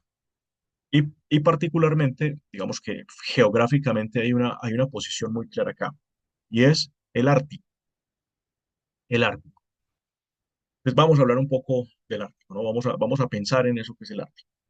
Para poder hablar, eh, para poder hablar del Ártico, hay que entender nuevamente el tema de los flujos, ¿no?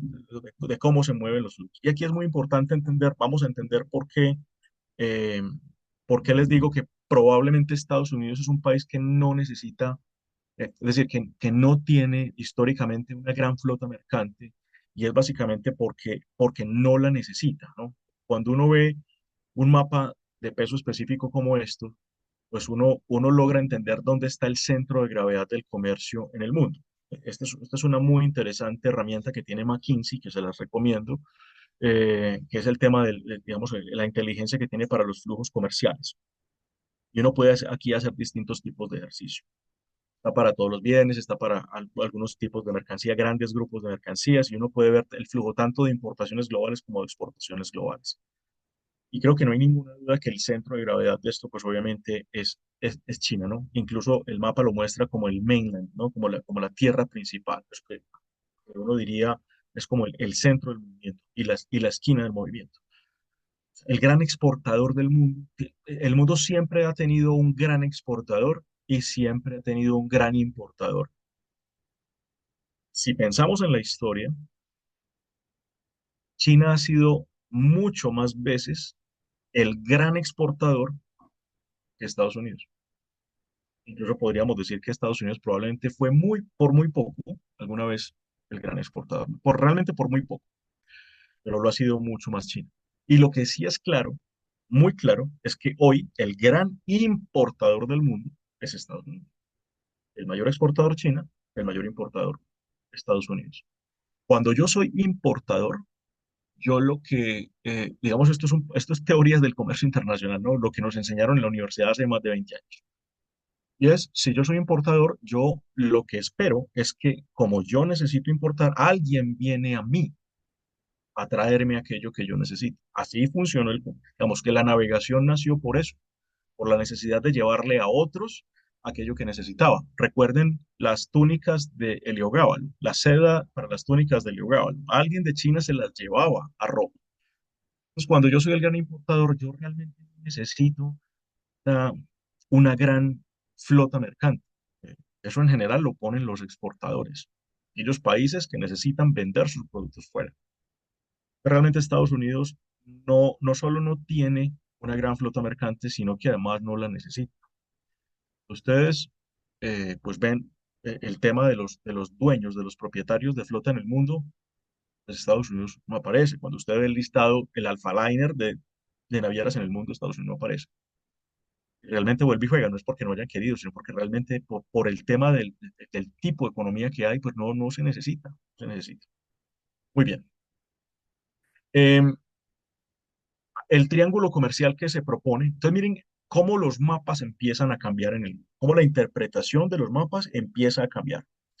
Eh, Cómo ya no nos muestran unos mapas como los que usualmente nosotros estudiábamos en el colegio, algunos en las universidades. Me acuerdo el famoso Atlas Aguilar, que era tan bonito, un atlas hermoso. Yo vivía estudiando ese atlas, me encantaba perderme ahí horas y horas estudiando esos mapas.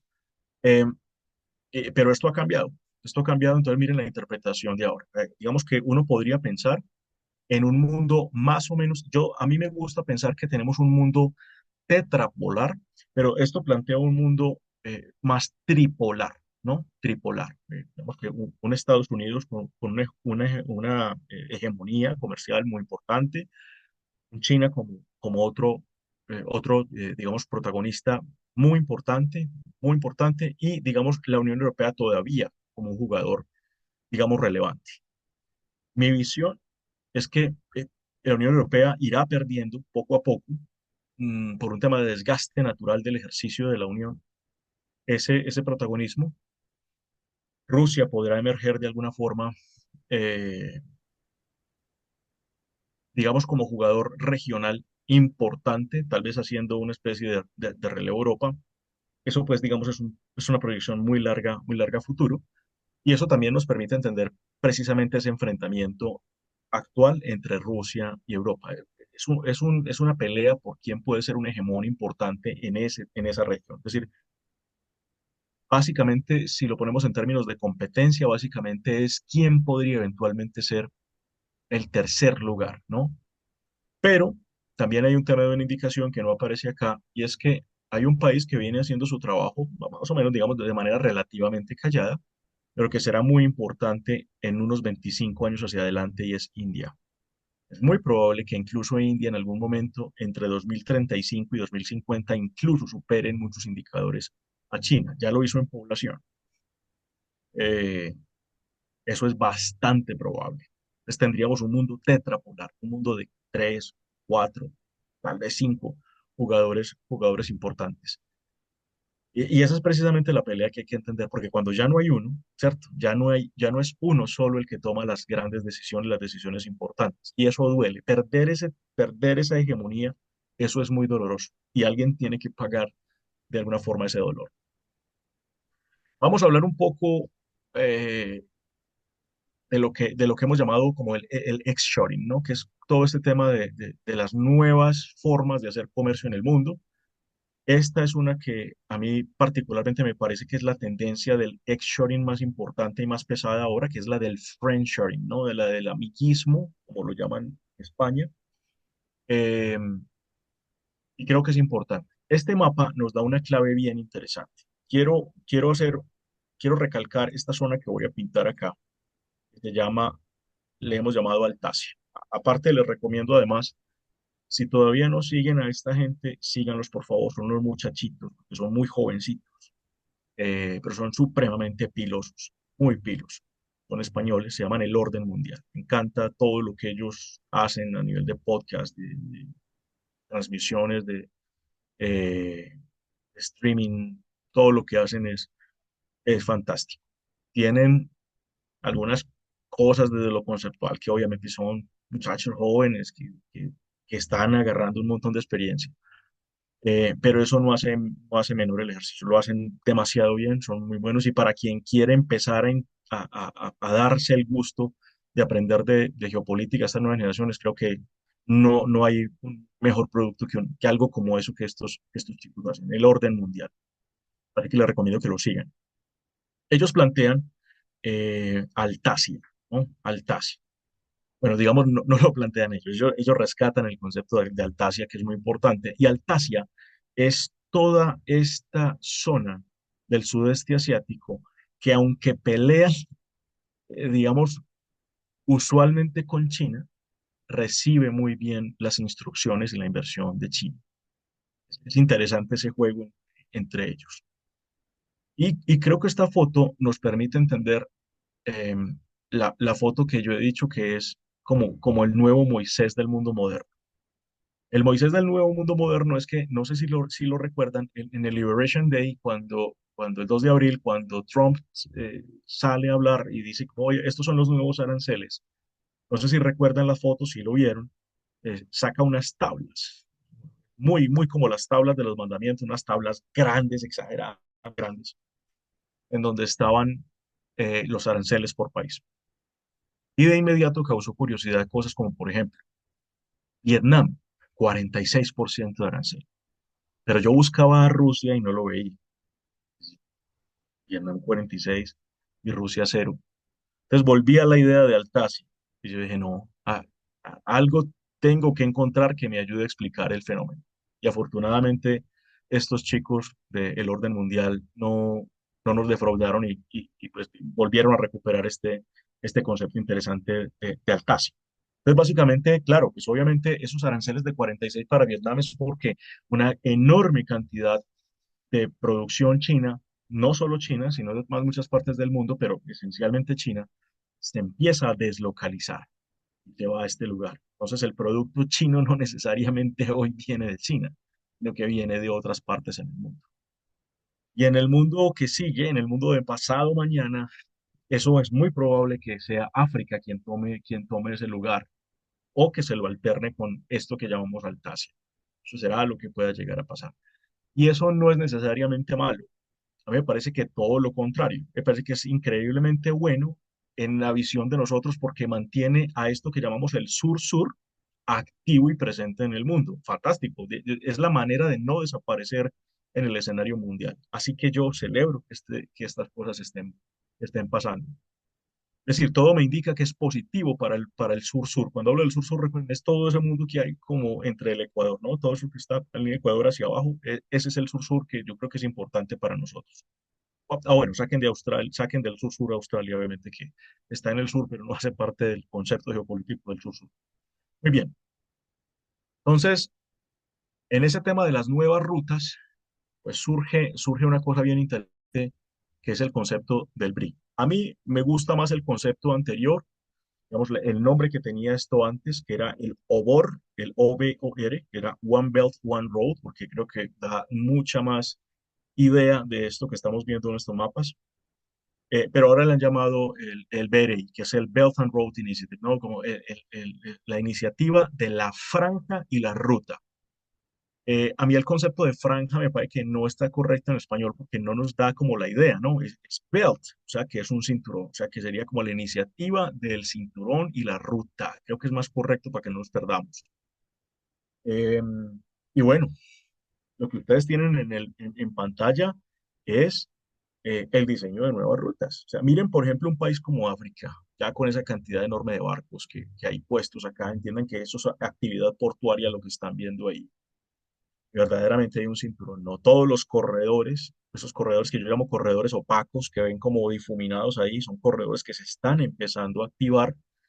Eh, este mapa además me permite plantear una idea bien interesante y es una idea que algunos geopolíticos muy importantes en el mundo, esos sí geopolíticos de pura cepa, pensemos, eh, por ejemplo, en alguien como Henry Kissinger, como Robert McNamara, que de alguna manera decían, eh, en el futuro China puede tener algún, digamos, protagonismo importante en el mundo, pero es muy difícil, por no decir improbable, que un país que no tiene sino acceso a un solo mar se vuelva la gran potencia. Digamos que podría ser eventualmente, pero si hay alguien juicioso y aplicado trabajando en las tareas, es precisamente China. Y quiero mostrarles que China ya resolvió ese problema y no tendría por qué haberlo resuelto en su territorio. Lo resuelve en territorios prestados, alquilados o comprados. Entonces aquí hay un puertico que ojalá se acuerden de mí cuando este puerto sí empiece a ser increíblemente importante que se llama Guadar. Mírenlo acá.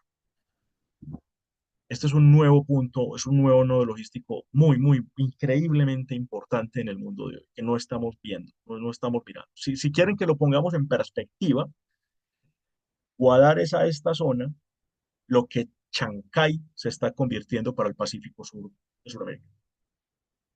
Eso es un punto súper estratégico. Y es la salida que China no tiene al Océano Índico. Una superestructura como ustedes no se imaginan lo que se ha construido acá. Es impresionante lo que hay, una cosa de locos lo que se ha construido acá. Y además, párenle bolas porque es una forma muy interesante de hacerle bypass, de eliminar la necesidad, pues digamos que hay, de pasar por esto que es el estrecho de Malaca. Claro, esto es un corredor marítimo, aquel es un corredor terrestre y férreo.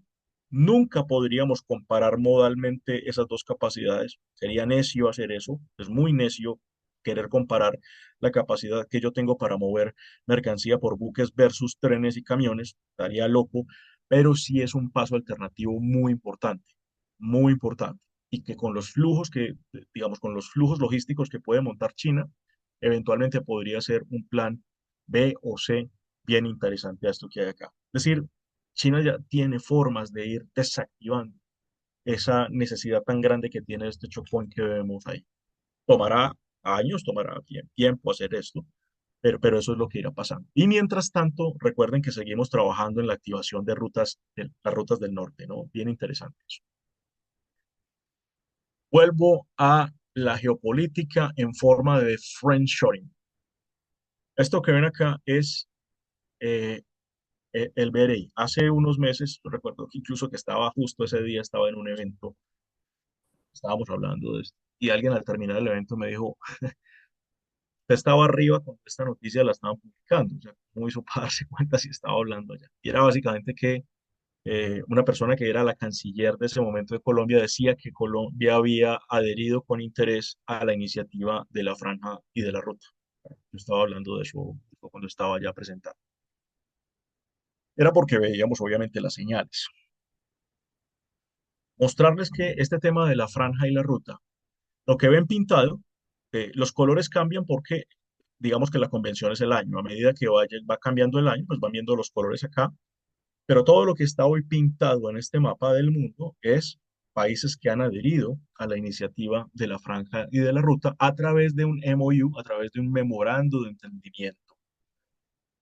Eh, lo que hemos podido investigar en todos estos países es no vinculante, si no genera un vínculo de negocios, etc. Es un memorando de entendimiento. Un memorando de entendimiento es eso, es un memorando de entendimiento. Muy importante pues entender que muchos países se han adherido. Y quiero tocar el caso particular porque, claro, se genera, si lo ven acá en este mapa, Colombia no está pintado. Muy interesante pensar en este continente, en África, y la potencia que tiene entender bien esto y cuáles serían los efectos positivos de entender bien esto para nosotros. Lo primero es, ojo, lo primero es seguir haciendo parte de los grandes corredores globales de comercio. Es que eso es de lo que se trata esta vaina. ¿Se politiza la conversación? Obvio, claro, pero por supuesto que se va a politizar. Pero descontaminemos la politización de la conversación y entendamos los efectos prácticos que esto tiene. Y es volver a es seguir manteniéndonos en el escenario global, ¿no? Miren la costa sur de Sudamérica, el Pacífico Sur, la costa occidental de Sudamérica. Miren lo que pasa allá, ¿sí?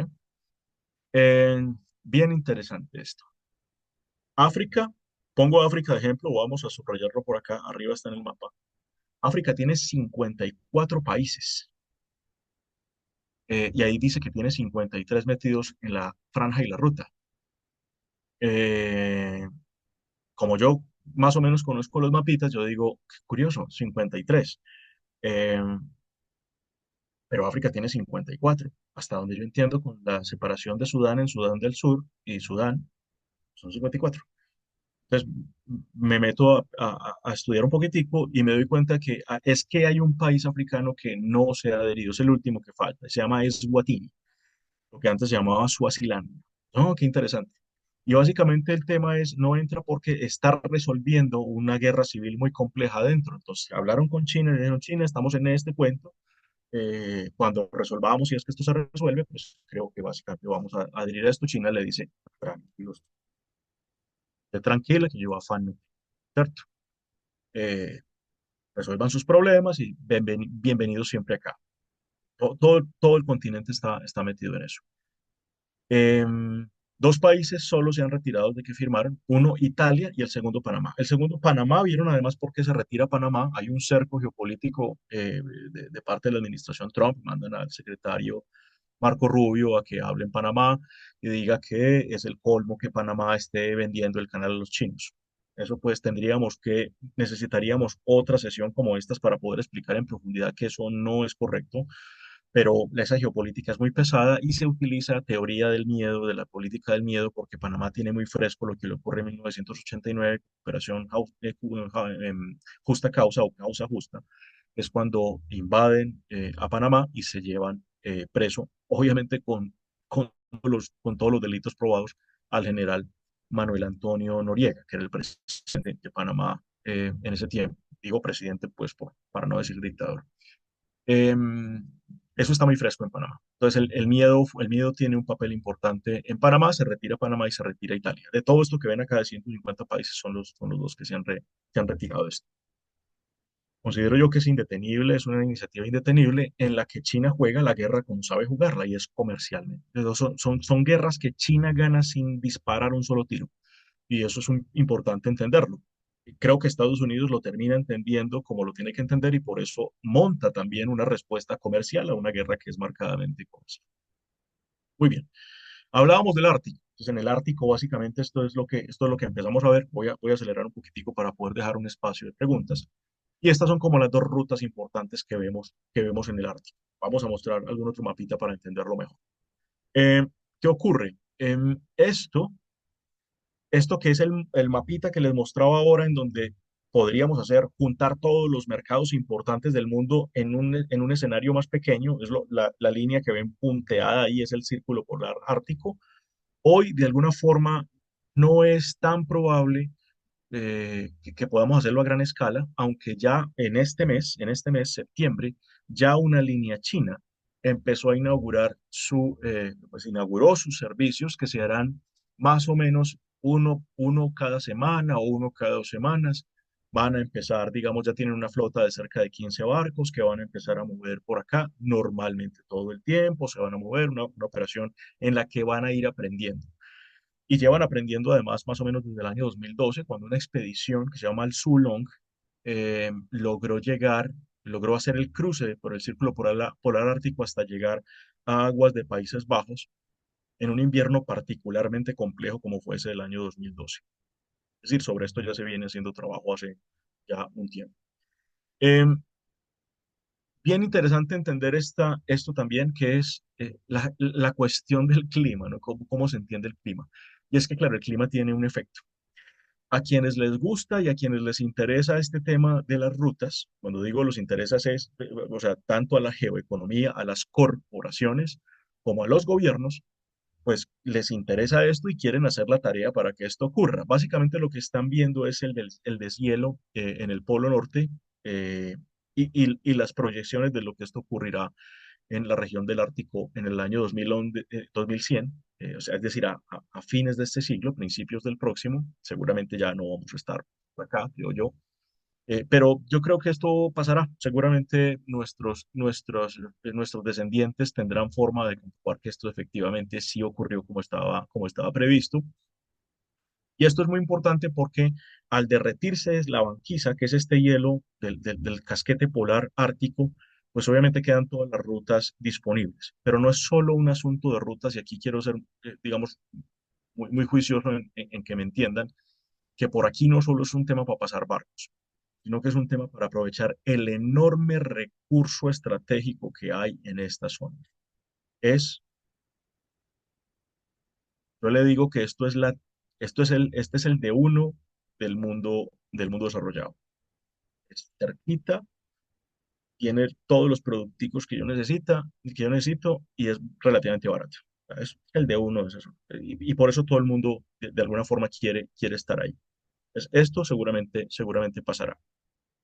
Entre 1970 y el año 2022 se perdió más o menos entre el 35% y el 40% de la banquisa histórica, es decir, hay hielo que ya no se va a volver a formar, definitivamente.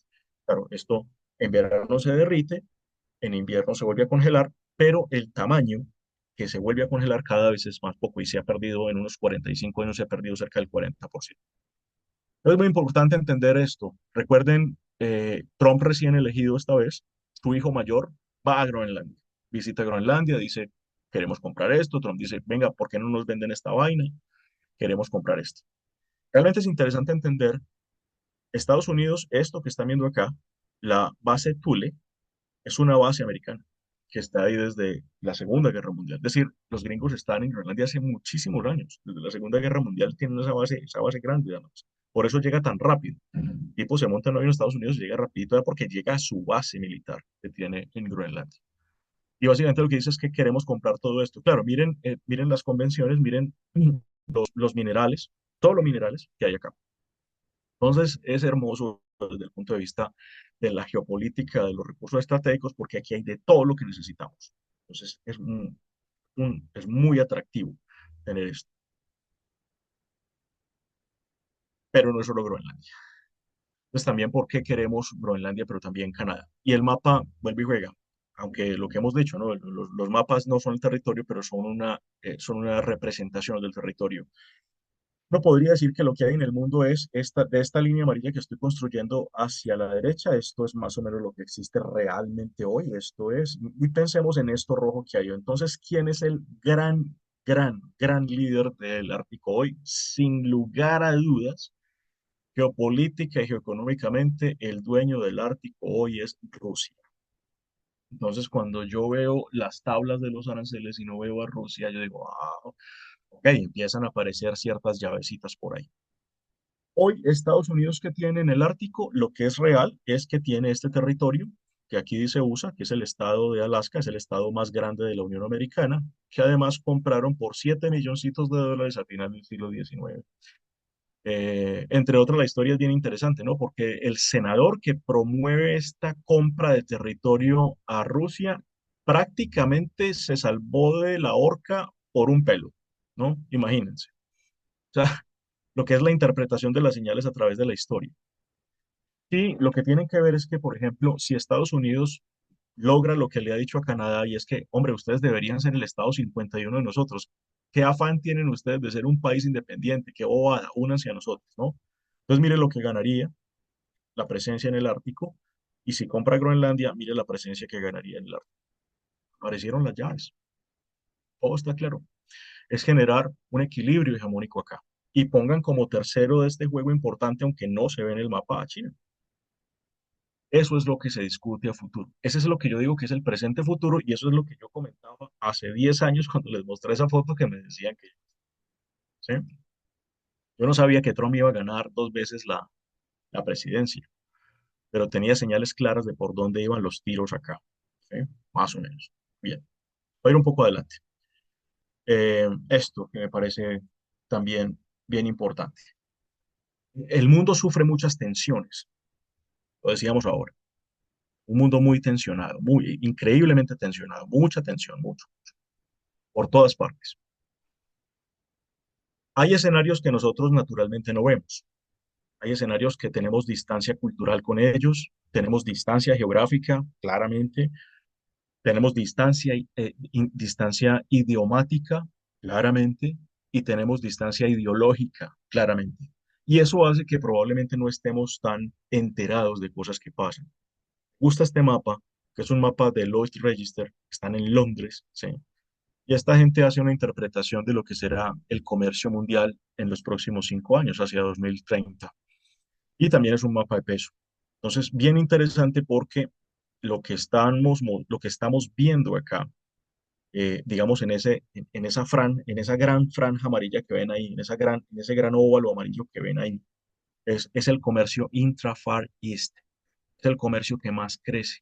El comercio que más crece en el mundo es el comercio intra-lejano oriente, pero no es de ahora, sino de hace unos 20 marcadamente, crece a 2 dígitos, independiente de si hay COVID, no hay COVID, hay guerra en Ucrania con Rusia, hay guerra en Israel, Yemen, no, no para de crecer, no para de crecer. ¿Y por qué es importante esa señal? Porque en este cuento que hemos armado, lo que les he contado hoy de ese mundo tetrapolar o tripolar, es muy importante entender qué decisiones tomarán a futuro los países. Entonces, cuando uno piensa en esto, uno dice, oiga, ahí hay un gran mercado que probablemente puede autoabastecerse sin necesidad de depender de otros en el mundo. Es decir, claro, estamos haciendo, recorriendo el mundo, juntando una parte con la otra, garantizando recursos y todo el tema. Pero si el mundo se pusiera muy complejo, pues podríamos en algún momento no depender de eso. Entonces, me gusta este mapa. Este es un mapa grosero, es un mapa pues, aleatorio, es un mapa X, ¿cierto? Pero es un mapa interesante porque miren lo que pasa. ¿Yo qué necesito para comerciar?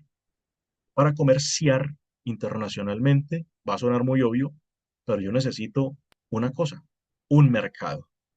Y cuando yo tengo un mercado, pues el comercio de alguna forma yo puedo garantizar. Y este es un mundo dividido en dos partes iguales bajo una premisa, la demografía.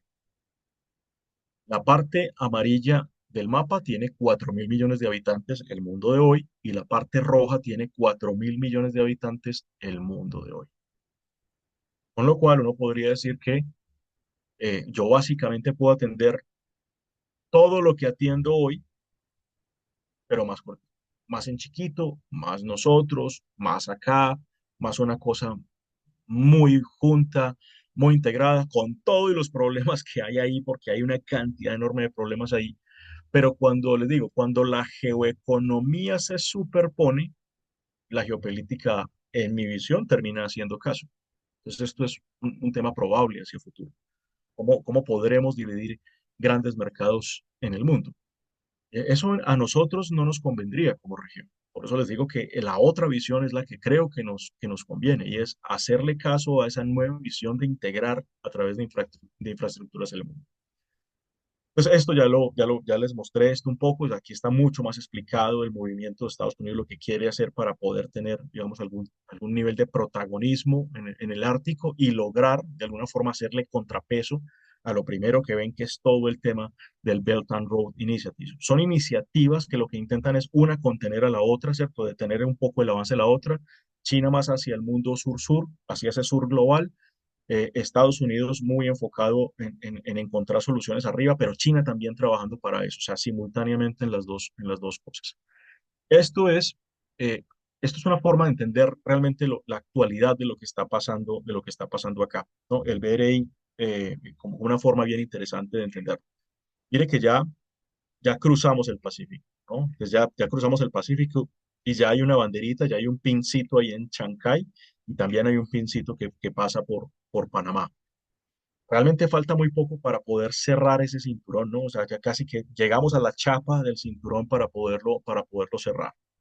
Eh, Parte de lo que falta ya está negociado, que es el tren bioceánico de Brasil. Se negoció hace unos meses en el acuerdo de CELAC con Asia, en donde estuvieron, con China particularmente, en donde, China-CELAC, en donde estuvieron pues dos actores muy importantes para tomar esa decisión, aparte del presidente de China, Xi Jinping, que fueron el presidente actual de Brasil, Luis Ignacio Lula da Silva, y Dilma Rousseff, que es expresidente de Brasil y que además era la presidenta de esta cumbre China-CELAC.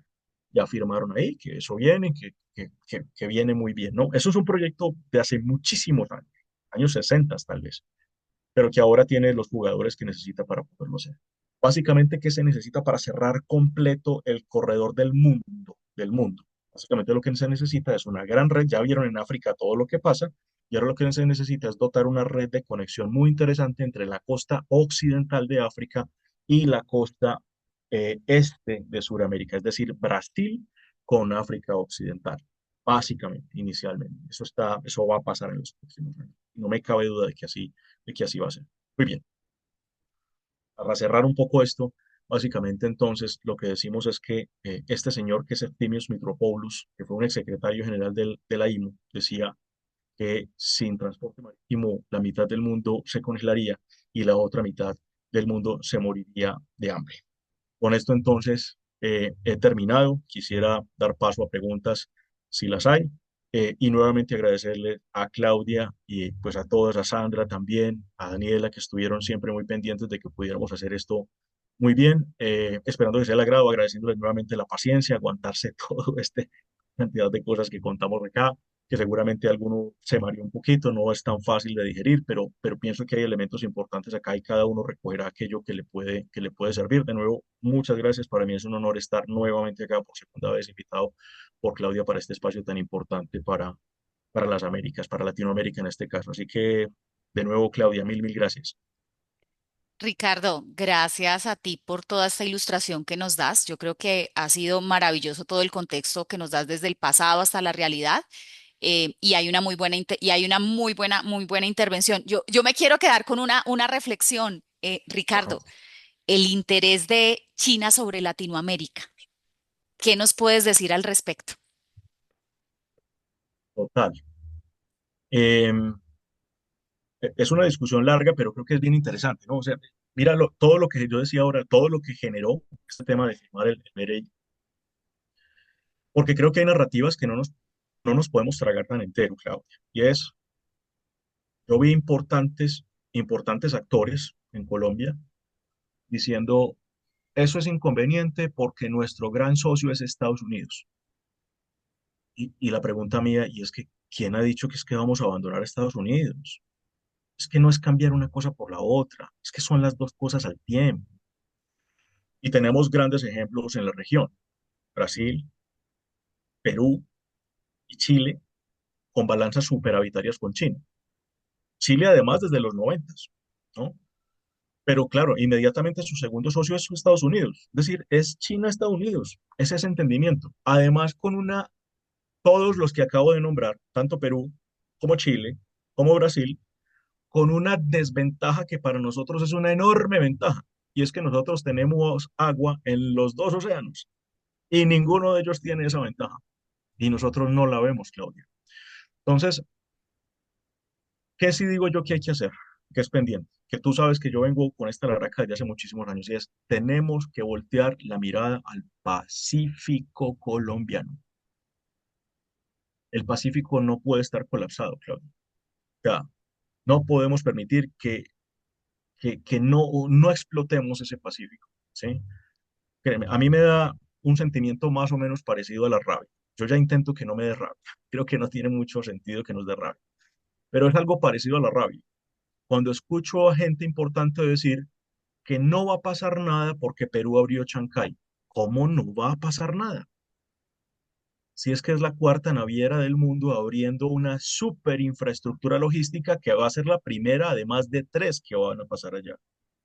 Y si eso funciona increíblemente bien, fantástico, me alegra por Perú que la leyó bien, pero ¿qué nos va a pasar a nosotros? ¿Cómo eso nos va a erosionar ese tema? Entonces, yo siempre lo asocio, es como que eh, si a uno la vida no le dio, si uno no es muy agraciado, uno puede ayudarse a ser más agraciado. Si viniste al mundo feíto, pues ponte a leer y vuélvete inteligente para mostrarte inteligente y generar algún atractivo. Nosotros éramos muy niña bonita hace un siglo, muy niña bonita, y nos dejamos afear, Claudia. Y nos creímos el cuento de que es que éramos la feíta o el feíto del baile. Entonces, yo creo que hay un momento de volvernos a mostrar bonitos. Y ese mundo, como lo vieron ahora, yo digo, no puede ser que 150 países en el mundo estén equivocados y hayan firmado equivocadamente. Yo me resisto a creer que eso sea una equivocación. Y me resisto a creer que se pueda detener el auge de eso. Eso es indetenible. Y el tema es que nos deja el bus. Entonces yo siento, Claudia, que las oportunidades están dadas, pero que tenemos que hacernos desear, ¿cierto? Es decir, tenemos que mostrarnos atractivos, porque yo creo que tenemos tremendo potencial. No se les olvide nunca una cosa.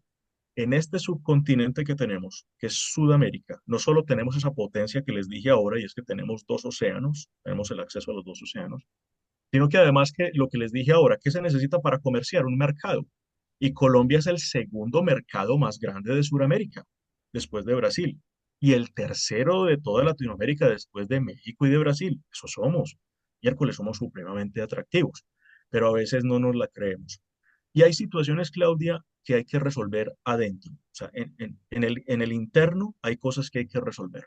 Infraestructura, seguridad, esos son temas que hay que resolver para hacernos muy atractivos. Entonces, si tú me preguntas, nosotros somos un partidazo para China, pero tenemos que arreglarnos, ¿no? O sea, tenemos que ponernos chéveres en situación. Y perdimos mucho tiempo, además. Siento que perdimos, o sea, todo, no está perdido todo, pero siento que perdimos años muy importantes, mientras que nuestros vecinos sí hicieron ese trabajo juiciosamente y hoy tienen los resultados. Es que imagínate países subdesarrollados, pensemos en un Perú, por ejemplo, digamos un nivel de desarrollo más o menos similar al de nosotros, ya poder decir que tiene balanza superavitaria con China. Eso es el resultado de un ejercicio bien hecho, que nosotros no leímos, tristemente. Todavía hay algo de tiempo, creo. Creo que Eso es como... parte del secreto es poder empezar a pensar mucho más latinos como bloque y reforzar mucho más las estrategias. Y fíjate que ahí el hecho que en el caso particular de la compañía, nosotros hace 15 años pues abrimos nuestra oficina en Aurora, China, y hoy no solamente vemos el mercado solamente en una sola ruta de China hacia Colombia, sino que gracias a esa principal expansión y a ese crecimiento que tuvimos hace 15 años, pues hoy podemos pues poder apoyar a las compañías no solo en China, Colombia, sino pensando mucho más en Latinoamérica, China, México, China, Panamá, China, Chile, China, Perú y pues indiscutiblemente son beneficios. Ya para cerrar te voy a dejar una pregunta, Ricardo. Pedro pregunta, ¿cómo ves la participación de las otras monedas en el comercio mundial? Cuando pregunta otras monedas, supongo que hablará del dólar, ¿cierto? O Bueno, sea, distintas al dólar, me imagino. asumo que sí, o Creo no sé yo, si ¿cierto? tenga que ver con la incorporación de las famosas monedas digitales, no sé si de pronto aquí, sí, distintas al dólar, pero creo que Distintas. hablar de monedas digitales dará para otra conversación. Créeme que esa conversación, esa sí que es interesante, esa conversación. Porque yo digo además que no es posible que en pleno siglo XXI todavía mantengamos papeles cochinos en el bolsillo. Eso no tiene ningún sentido, Claudia. Pero bueno, eso es fantástico para otro momento. Más que, diría yo, para responderle a Pedro, más que, no, claro, las monedas son el instrumento, es fundamental entender la moneda como instrumento, pero creo que cada vez vamos a mayor digitalización, eso también es indetenible. Es los sistemas de monedas, de gestión de monedas. Entonces, mira que hoy hay, por ejemplo, blockchain traía unas soluciones muy interesantes, lo que pasa es que la banca tradicional no permite digamos, el ascenso de blockchain como gran descentralizador de los sistemas de pago en el mundo. Y eso hace parte de esa conversación chévere que te digo que se puede tener en el futuro. Em, pero mira, por ejemplo, a nivel de bloques, BRICS, ¿cierto? BRICS, Brasil, Rusia, India, China y Sudáfrica, más el BRIC Plus, que son ahora otros más.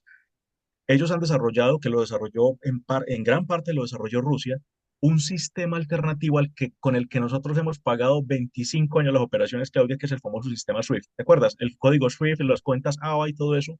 Ellos tienen el propio y hacen y hacen una cantidad enorme, enorme de transacciones en rublos, en yuanes, en rupias, en real brasilero, en todas estas monedas.